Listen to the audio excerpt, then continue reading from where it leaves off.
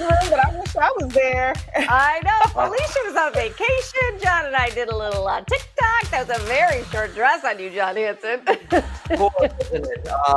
And Brandon's special appearance really made it great. I just can't believe that was the second to last day we were all together in the studio. Well, not even all together. Felicia, you were in South Africa, seemingly on your way back, and it all blew up. But yeah, it's just so weird to think we've been here for a year. Like away. I have not seen you guys in person in a year. That's crazy. That's crazy. Well, but, I still look the same. Oh, yeah. You do, girl. You look better. You and Amy both have made COVID. You have done it up. You are glowing. You are wonderful. Pretty Don't as know if I ever. can get in that dress, but Me too, as it turned out. All right, let's get to some news here today. The big news of the day in Washington: the House passing the $1.9 trillion COVID relief package. Not a single Republican voted in favor, and President Biden expected to sign it on Friday.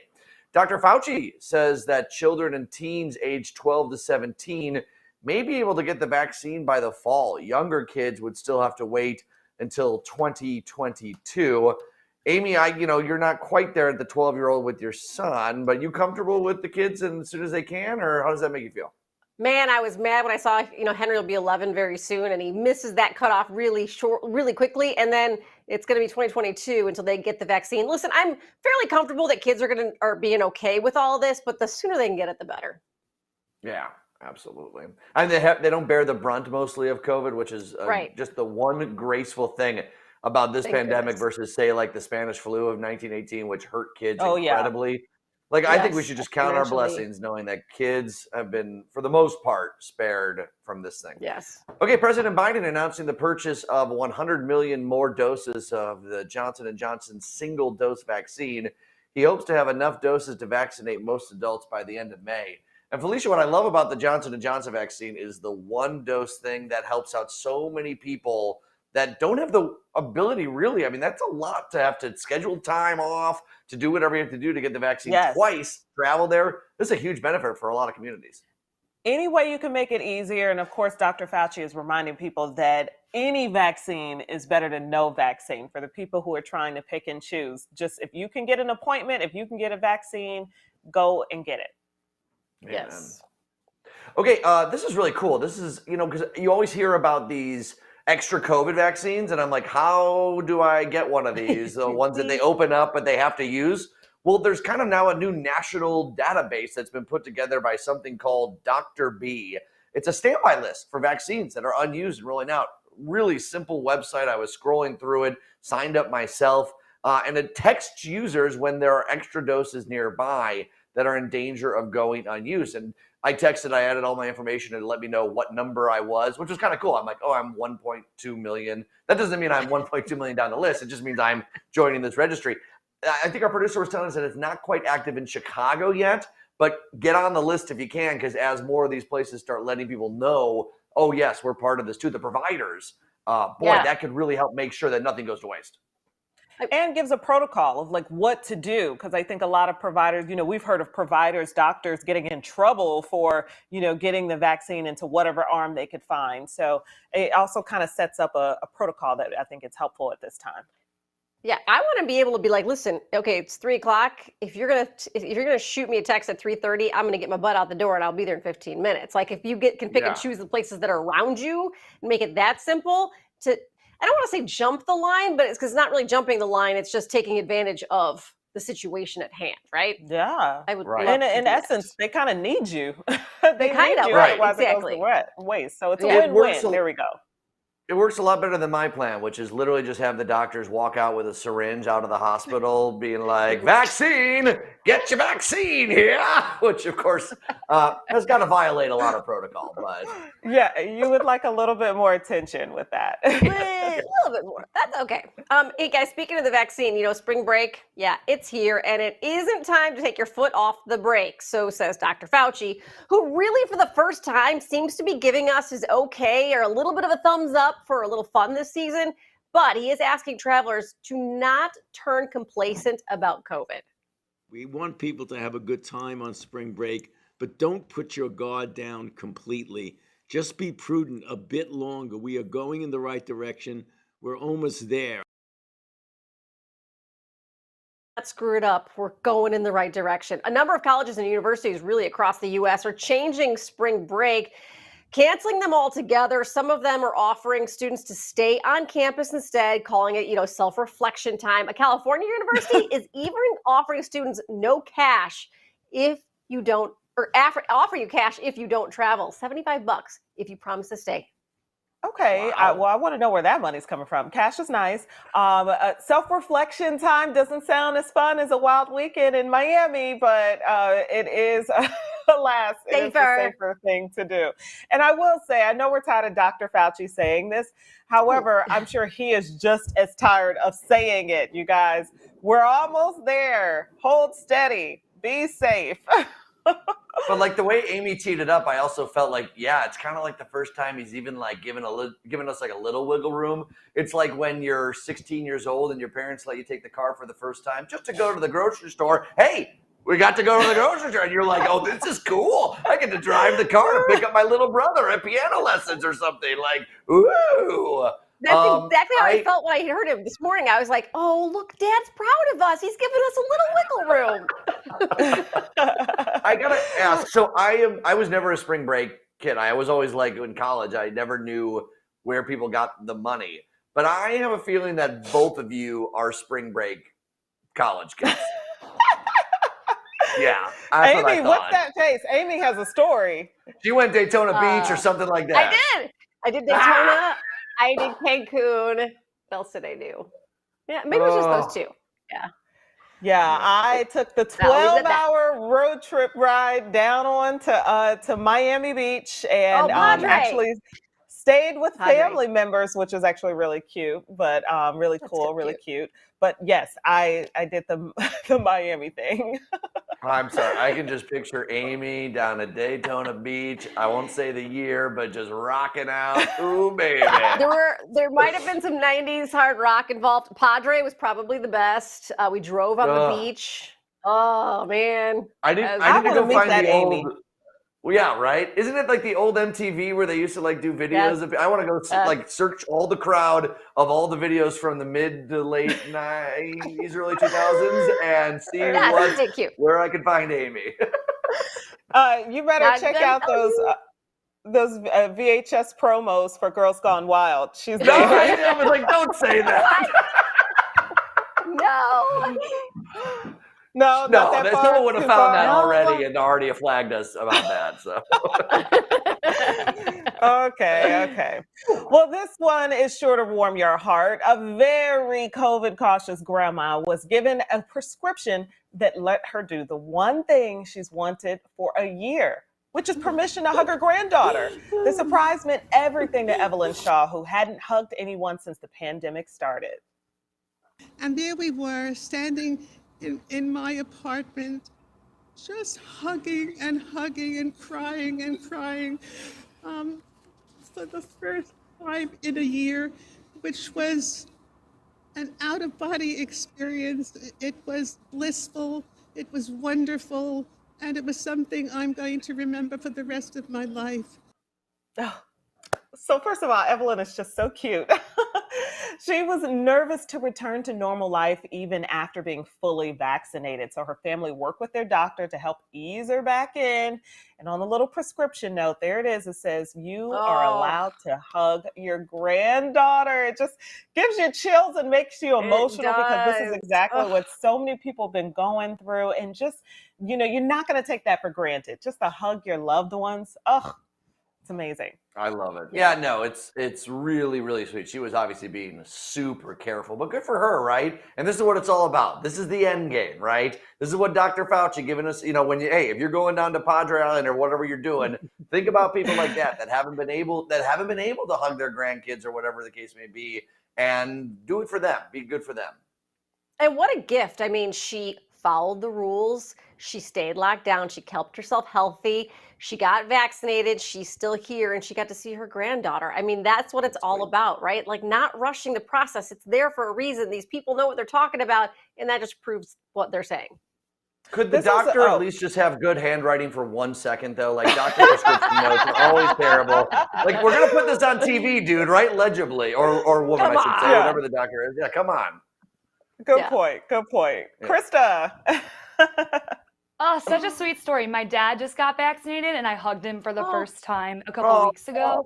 And it was such an amazing feeling. I can't even begin to tell you guys. So Oh, I Krista. relate. Oh, that's sweet. So sweet. Oh, all right, guys, coming up, the smell of green beer. It's in the air. Do you smell it? You smell it. St. Patrick's Day is just a week away, and we're continuing our Strong Women series live after the break with Irish dancer Chelsea Hoy. We'll be right back.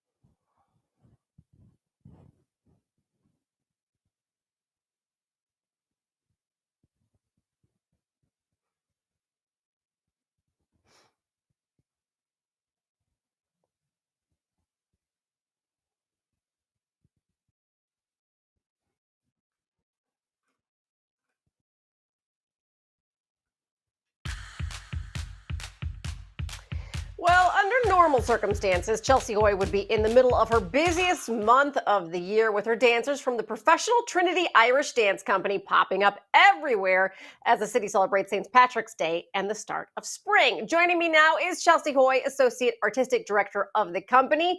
And I imagine, even though, Chelsea, you guys can't be performing in person for a lot of people, you probably have a lot of requests to do this virtually. Hi, yes. So there's a professional Trinity Irish Dance Company that tours in performing arts venues, most notably in Chicago, the Auditorium Theater. But then there's a separate organization, the Trinity Academy of Irish Dance, made up of children who are performing right now. They are having a busy season. So through the Trinity Academy, we've been able to pivot, take what we were handed with this pandemic. They've shown great resilience. We're doing performances right now outdoors. We're doing virtual performances. These kids have learned virtually for the past year. We got back into studios as soon as we were able to, masked and socially distanced, of course. And we've been able to, in the Irish way, make our own luck. So the St. Patrick's Day parades being canceled definitely didn't stop Trinity. You look at those pictures and they are such powerful dancers, these young people. How hard has it been for you guys to really pivot, do the online teaching, and then get back together and perform pretty quickly?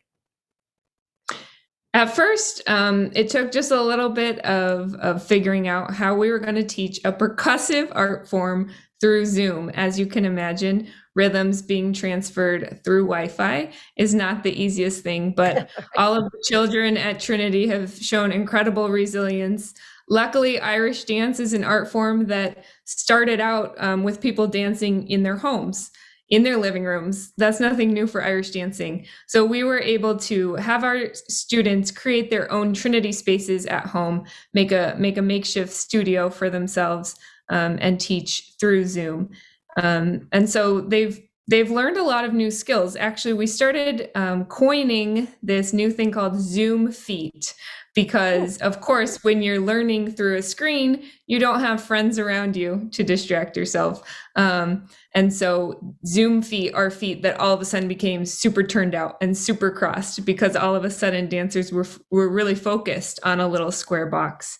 But of course, the community aspect, it's been really wonderful for our dancers to get back in the studio. And right now they are in the midst of St. Patrick's Day season.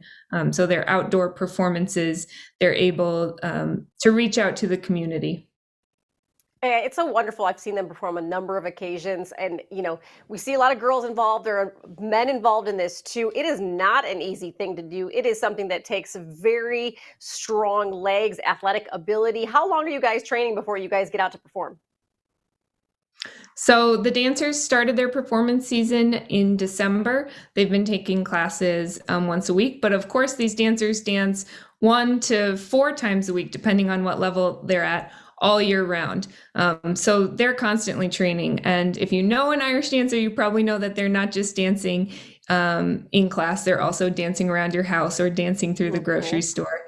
Irish dance is really a contagious art form. And with this season upon us, it's been really great for Trinity to be able to manufacture our own St. Patrick's Day season. So the Trinity Academy is mission driven. Our mission is to elevate children, the community, and the world through the power and grace of Irish dance. So for us, it's really not an option to sit on the sidelines and wait for things to open up. We've gotten innovative and found safe ways to continue to reach out to our communities. Well, it's amazing to watch all the dancers. It's such a tough thing. I've tried it myself a couple times. It is not easy, but I always love watching them perform. They are excellent. Thank you so much for being here. We really appreciate it. No problem. Thanks so much for having me.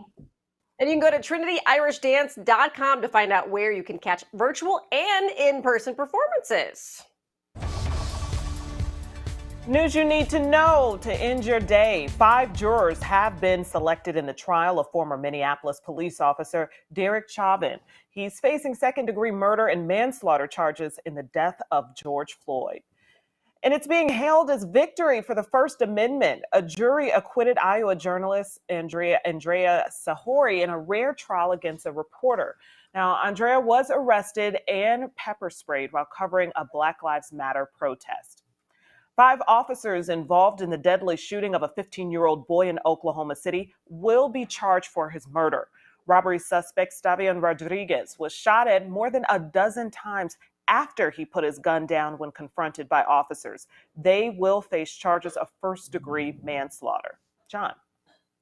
All right, look at this, guys. Storms coming through the overnight hours. Rumbling thunder possible through the overnight hours. Just be aware of that. Tomorrow, as we look at the 3-day forecast and what we got in store, another nice day. A couple of them, in fact, in a row. We'll take that.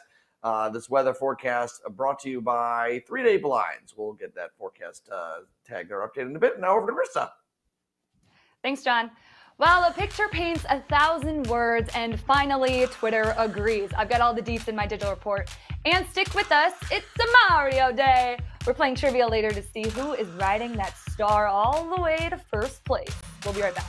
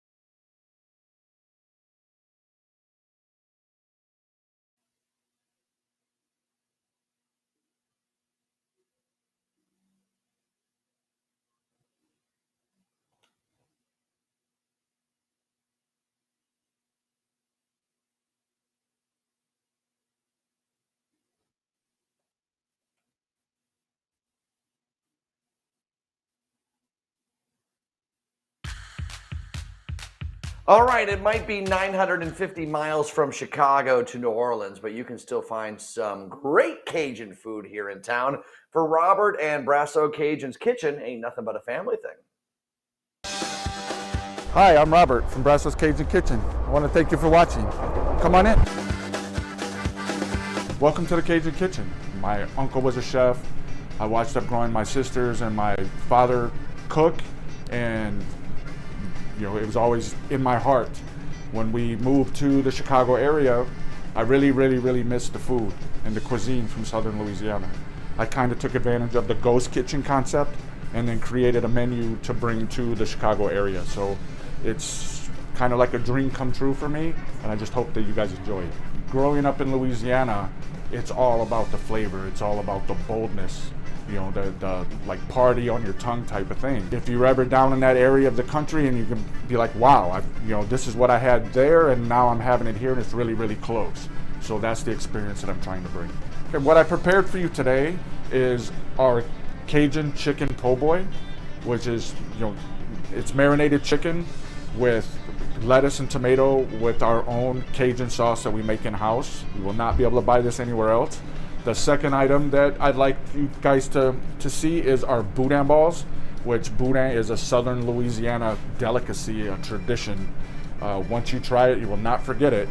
It's pork, onion, green onion, and Cajun seasoning with some garlic. It's breaded and deep fried. Third item I'd like to show you is our chicken and sausage gumbo.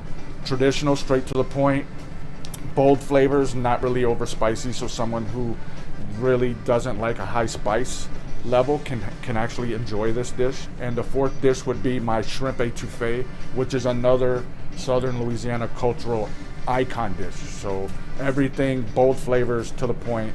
I promise you, you'll never forget this menu. For the foreseeable future, I'm planning to offer complimentary beignets for anybody that orders. So doesn't matter if it's your first time, your second time, your 50th time, you're gonna get a free order of beignets anytime you spend money with Brasso's Cajun Kitchen. Want to thank you for checking us out today. Want to ask you to please support all of your local restaurants and businesses. Said every day's a fun day here at Brasso's Cajun Kitchen, and we're hoping to see you soon.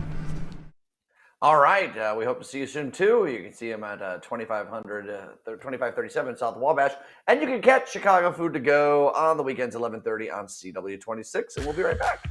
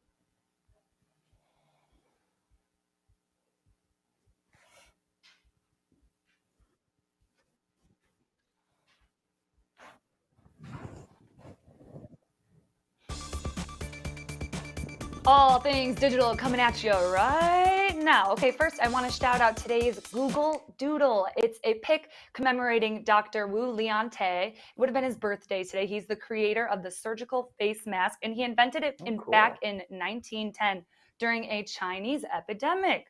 Clearly, we're still using his practices today, so shouts to you, Doc. All right, and it feels like Twitter is finally keeping up with the times. So now when you tweet a single image, how the image appears in the feed is how it will look on the timeline. If you can see the left, you can't even see the dog in that photo. Yeah. So yeah, this is way bigger, way better. I'm here for it. And Me TikTok too. is working on a few features to promote kindness on the app. They're rolling out a pop-up that will warn users before they post a comment that might be inappropriate or unkind. And the other is to filter all comments. So they only appear if the individual approves this, and I'm all for this. John, I hear you laughing, but I got a comment recently on my own personal TikTok from a troll, and I think about it every time I wear this certain pair of jeans. So words hurt. Thank you, Felicia's dog, for agreeing with me. And last story, Toyota, they're teasing an electric car reveal for next week. But look at this teaser pic. What? This is it. Just Oh, a single headlight. I know. That And look looks at this. sweet. I found the press release. It might be the world's vaguest and shortest press release ever. I mean, did they run out of time and did they need to get something out quick? A small I guess glimpse. they- Thanks, Toyota.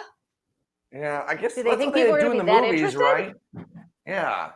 Like when we saw the new Cruella de Vil or whatever, we just saw like a lock of her hair or something. That's how the movies do this True. stupid stuff all the time. So makes sense to me. Yeah, but it's a car. Yeah, you're right. I mean, we want to see the whole car. I mean, it's a little Do weird. I want to You're know right. more? Sleep. I'm gonna Right. check it out. Oh, well, It of has course lights. you are. Felicia's about to get a new beep beep. New fancy car, fellas, in. Let me tell you. She's We'll be all over back. it.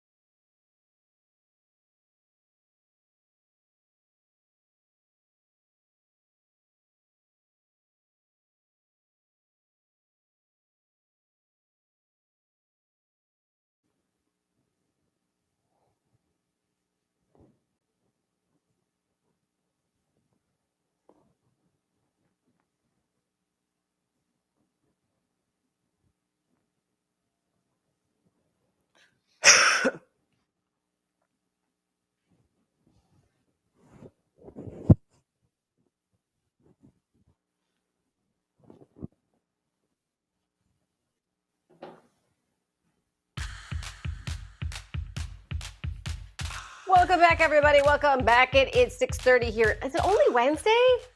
I feel like it's later in the girl. week than Wednesday. Yeah, it's okay. Maybe But like I the say, weather's been so nice. yeah, right. We're all ready for the weekend to party, or Also, one step at a whatever. time. One Yeah, step so at a when- time. You know. Oh, one We'll get step. there. I thought you said when summertime. I was like, Felicia, don't get greedy now, girl. No, one step at a time. Also, St. Patrick's Day is coming up. Just we're gonna get there. We're going to Gotta get there. agree now. There you go. Okay, let's get into Chicago in 60. This is my turn to talk. Chicago bars sure are is. on notice. The liquor commissioner is actually warning all liquor license holders not to violate capacity restrictions for St. Patrick's Day. Indoor capacity is currently limited to 50%. And the So Obama I film- live. Hold on. I live near Wrigleyville, and I can tell you, like even last year when they shut it down, or the weekend before when they hadn't yet, but it's going to be a disaster. I mean, like, I know that we've earned that 50%, but you just can't trust some of these college kids to do the right thing. So I don't know. I feel like it'll be less of a disaster than it was last year, though. I think. I agree. A lot of these places are doing ticketed events. They're doing reservations only. I think it will be, lively. I think it'll be busy, but also no one's trying to go backwards and get their business shut down either. So I am hopeful, Amy. I like where you're going with this. John, don't worry. I love your faith in humanity all of a sudden. That's great. Last year, as this COVID pandemic was starting, I walked out of my apartment building, looked to the right, and there was a 22-year-old girl vomiting on the Brown Line tracks right in front of us. So it was the vomit and the pandemic was very fresh at that point, so people didn't understand the gravity. I think that they will be better now. Maybe. Fingers crossed. All true. Okay. The Obama Foundation says it will be hiring 35% of construction workforce from the city's south and west sides for the Presidential Center project. Officials expect to break ground on the $500 million project in August. Can't believe we're getting closer and closer, right? Mm-hmm. Ugh, that's great. Hire local in the neighborhoods. I mean, you're getting a lot from the south and west sides to build this center, especially the south side. Give back. It's the right way to do it. Yes. And President Obama mentioned that, these were the voters that made him, that helped his political career in the beginning, excuse me. So he, of course, wants to thank them. And Chicago Public Schools are expecting to get $1.8 billion to get more students back in the classroom. The money will go towards cleaning, PPE and testing, and resources to help with the social and emotional needs of students. I'm just really glad that we're talking about that. I mean, we need to be talking about it as adults too, like how we're going to reintegrate ourselves into society and how do we deal with what just happened the last 12 months. Well, and I don't know how other suburban school districts are doing it, but it's funny that this is just coming up now. Chicago Public Schools are behind a lot of the suburbs, right? Even suburban Cook County, where the students have gone back to school. And that was a huge priority as these students went back to school. So I feel like, yay, CPS is catching up. And I don't blame CPS per se. They needed the money to make it happen. Right. So. Yeah, a lot of the education money, a lot of the money that's going to schools across the country is for the stuff that you mentioned, but also as an insurance policy for teachers, if enrollment goes down, to help still employ teachers to battle through the next couple of years when they expect maybe a dip in employment or enrollment, to still employ them and pay them through that so you don't have a second wave of unemployment. I think it's smart. Yeah, totally. Let's get to a very emotionally charged moment on the House floor today. It occurred between Democrat Stacey Plaskett from the Virgin Islands and the GOP's Glenn Grothman over his comments about the Black Lives Matter movement. The increase in the earned income tax credit for single people has a marriage penalty in it. I bring it up because I know the strength that Black Lives Matter had in this last election. I know it's a group that it doesn't like the old-fashioned family. Disturbed that we have another program here in which we're increasing the marriage penalty. How dare you say that Black Lives Matter, Black people do not understand old-fashioned families. Despite some of the issues, some of the things that you have put forward that I've heard out of your mouth in the Oversight Committee, in your own district, we have been able to keep our families alive for over 400 years. And the assault on our families to not have Black lives or not even have Black families. Say it now. Yeah. Say it. I'm like getting like the second she said it, I was like, wait a second. That's what Black families have been fighting for centuries. Are you kidding me? I couldn't believe that this is the first thing that he thought of when he's talking about this tax credit. I was like, yeah, I got to note, one of our producers in our chat said that I would be angry crying by that point. That's exactly how I felt sitting here. I was like, what did you say? What? You clearly don't understand the Black Lives Matter movement, because that was a highly offensive statement. And this is the issue when we keep saying, make America great again and the old-fashioned family. What is the old-fashioned family? Like, what does that mean? Because we have struggled for centuries to try and have an old-fashioned family. And so I always also like, what is it? Is it code for something? Does that mean John has to get back in the closet, Amy's in the kitchen, and Felicia's in the field? Like, what does old-fashioned family mean?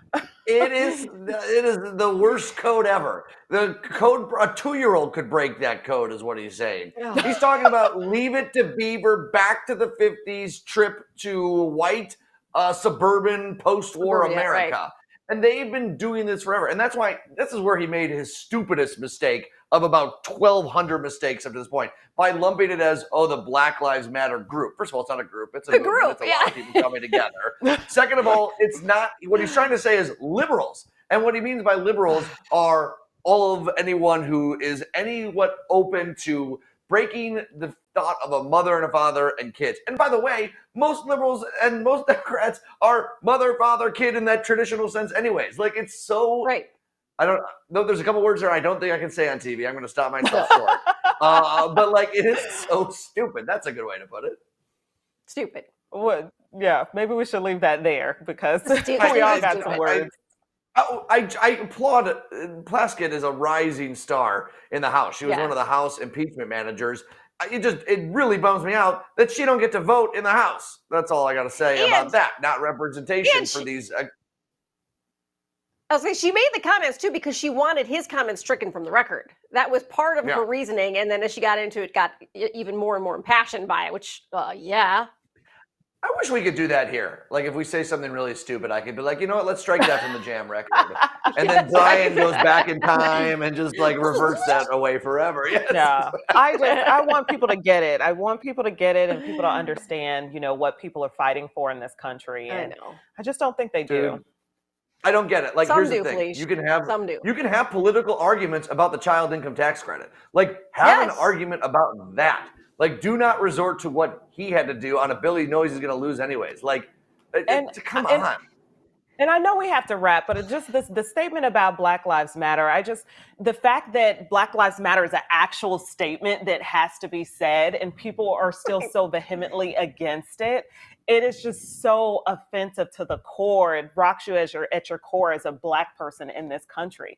The fact that it even has to be said and the fact that people are still disagreeing with it. Yes. It makes me upset as a white person. I can't even imagine what it does as a Black person. So you're allowed to yell. Okay. Let's move on. Let's have some fun. Let's move on. Let's be happy. Okay. So etymology is the study of where words come from, but I doubt any scientist is going to tell you where booty call originated from. Yes, the phrase booty call is our ham bone history nugget today. So do you all remember the hip hop duo Deuce? Neither do I, but I know Amy does because she already yelled at me about this. Do you remember Deuce, Felicia? Yeah. No, I do not. I do not. Ask your hubby about Daisy Dukes. He knows the song. I guarantee it. Okay. Yes. When she played that song for me, I did recognize it. I know you do, girl. You're wearing them right now. So one of the members in that group said that in the mid 80s, they used to use the phrase when they'd call someone on their payphone, like they'd go to a payphone, call someone for a hookup, and they would say, "Call that booty." Okay. And then they kind of shortened from there. And comedian Bill Bellamy is famous for saying that he flipped the script and used booty call in his stand-up. But it comes from the era of payphones for call that booty. And of course, the term caught on from booty call, and then it became a movie and a premise of a movie. But if you want to rewind all the way back, do you? I don't know if anyone really wants to do this. But the word booty, we're going to do it. I got to get some history in here. The word booty actually goes back to the Elizabethan era. They used it on stage as like an insult for genitalia, and then that switched around to the other side. So there you go. Wait. Well, were they using butt as genitalia? No, they were using booty to mean like the general parts that aren't talked about, like in general. The lower, they'd be like, the lower regions? Yes, men or women. They would just say booty. Regions? Like it was almost like a safe curse word that they could use on stage. And they just lumped it all together. And then it became more the rear. So there you go. So this ham bones history nugget didn't have anything to do with like booty, like pirates, like stolen booty. You didn't have any notes in there. Well, we're just talking about the history of booty. He just segued into the history of booty, separate from call.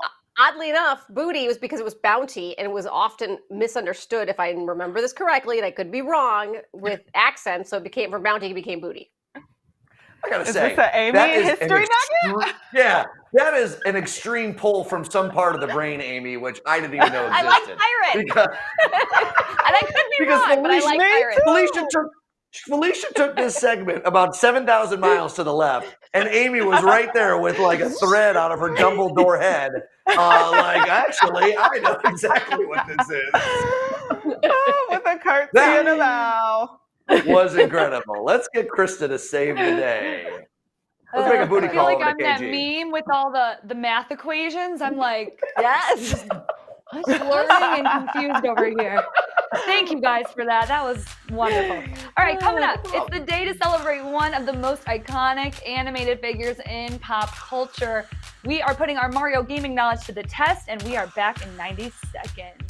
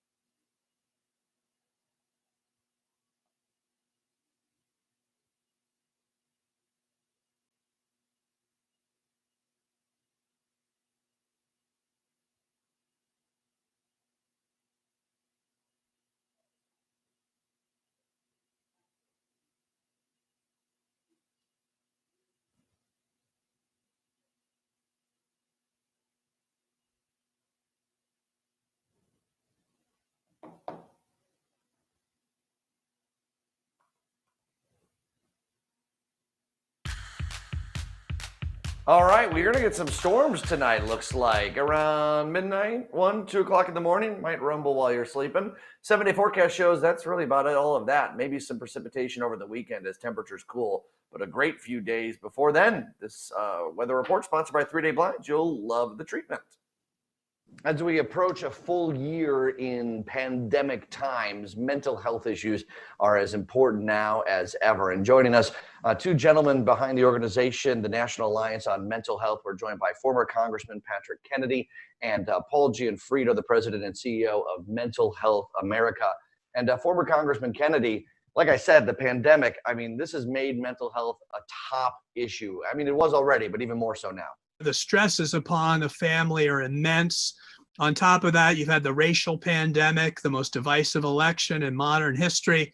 You really have had so many toxic stresses. And it's not surprising that 50% of the American public are reporting that they would be, in this case, suffering from a diagnosable mental illness of depression and anxiety. That's not unnatural given the environment that they're living through. But what is unfortunate is that we don't have a system to make sure that that part of healthcare is treated the same and with the same urgency as the physical part of healthcare. We ought to be doing not only vaccinations, but we ought to be doing mental health programming and resourcing for people. at the same time to symbolize what kind of healthcare system ultimately we're going to all need. And that's one that integrates mental health and addiction into overall healthcare and not separate it from it, which is what we've been dealing with throughout history. Mr. Gianfrido, do you think that we're getting better? Like the conversation that didn't happen with our fathers and our grandfathers is happening more now?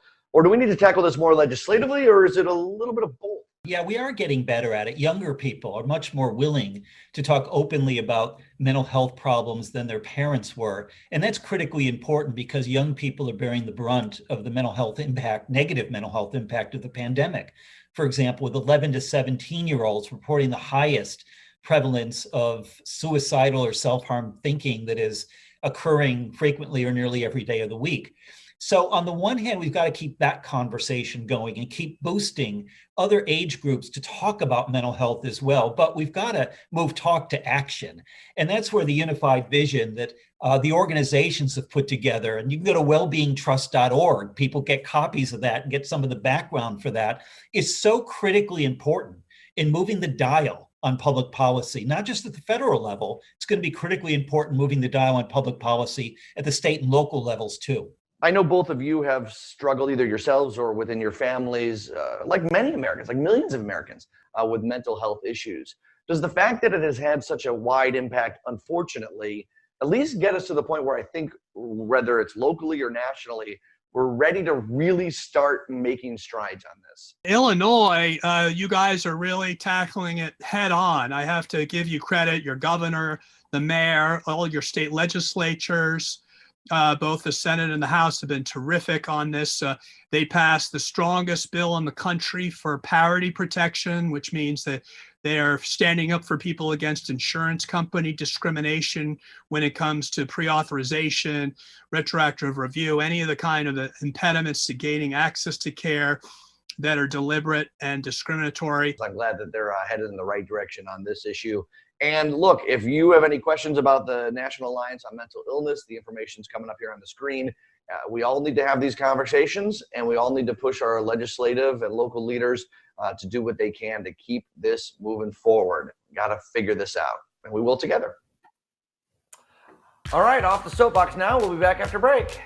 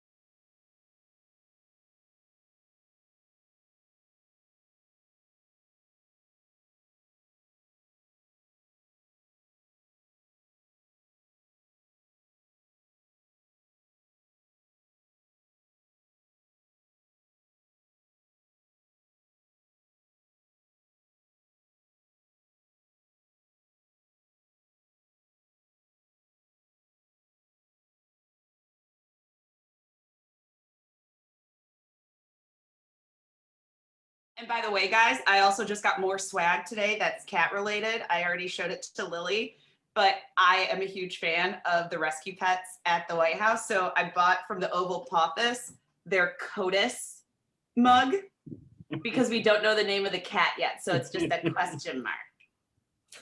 Is that the collar? Yeah. So then for Champ and Major, it's their names, but obviously we don't know the name of the cat they're going to get yet. So I may have also bought a shirt and a mask. And that this is no how our surprise. meetings go. Yes. I This is how just love our her meetings giggle go. after. She goes like this right after she shows us. She's like, so Yeah, cute. right. She's the cutest. She So knows that excited. one. Yeah. But here's the thing about Alicia. She embraces the cat world, the cat lady life, and she lives in her own skin, right? And that's the important thing for all the kids out there. She Be loves the yourself. cats and the cats love her. Yes. Be your true self. Preach. Never be anyone fake. I mean, it's just so important to teach children these days. Alicia's a model for doing this. Is this a PSA? I'm That like, was, where are we yeah, going with this, exactly. John? I never know where I'm going. We'll be back after music. this. We promise. Is this a PSA? Whoa.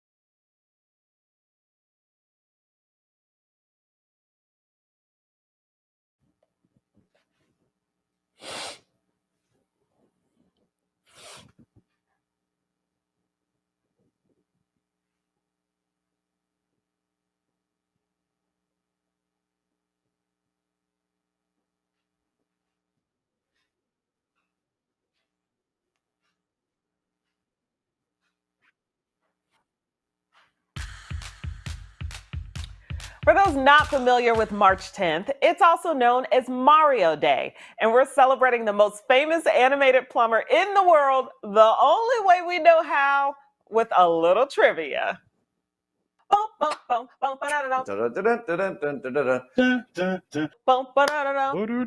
People need to get a fucking life. It's me, Mario. Wait, rewind. First of all, where'd she get the costume from? She just had that in her closet. John don't be playing video games like that. If we're talking about Mario Mussolini, that's a little bit different. Then John Hansen's your god. The difference between me and Brandon is that when I was a child, I had a life. I think that Amy should probably get a lot of these correct. Mario came out, around her time. This is true, Brandon. I'm sorry, my parents had sex before your parents. Let's begin. Is it the anniversary of when Mario came out? Back in 1980, whenever Amy was a kid? Because Mario came out, was created on March 10th. Isn't it the way it's written? If you write March 10th, doesn't it look like Mario? Well, he wasn't a carpenter, he was a plumber. He was a plumber? I thought he was a carpenter. They did not call him Mario, that's for sure. C, Mario. D, Italian stallion. I kind of lean towards the carpenter. I'm gonna go with the carpenter. Everybody that's an actual Mario fan would know his original debut name was the Jumpman. I can't remember if mushrooms are good or bad. He grows. Hey. He grows. He trips out is what he does. Boy, that mushroom kicks in and he is lost for days. Climbing grapevines, flying through the clouds. Don't even have to leave the house to do that. No, but he grows.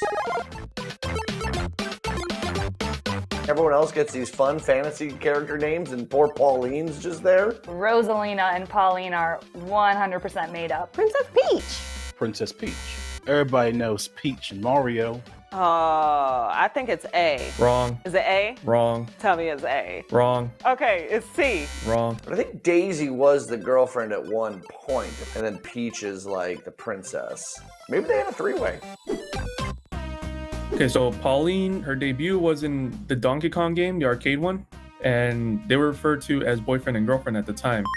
As for Peach, she was never Mario's girlfriend at all, as many people would think. True. Tony has a YouTube play button. Do you know how big of a deal that is? Oh, true. We all know about our boy Tony. Yeah, I subscribed to Tony for a bit, but then I had to unsubscribe because none of it mattered to me. Yes, I am a YouTube star animator. I was able to grow a community over the past 14, 15 years since I started animating. True. If you don't know him, honey, who are you? I hope you guys know that the only reason why I agreed to do this whole shindig thing right now is because I wanted to promote myself. Do not forget it. Search it up on YouTube right now. Subscribe, view my videos, like me, give me your money. My username is GameMaster.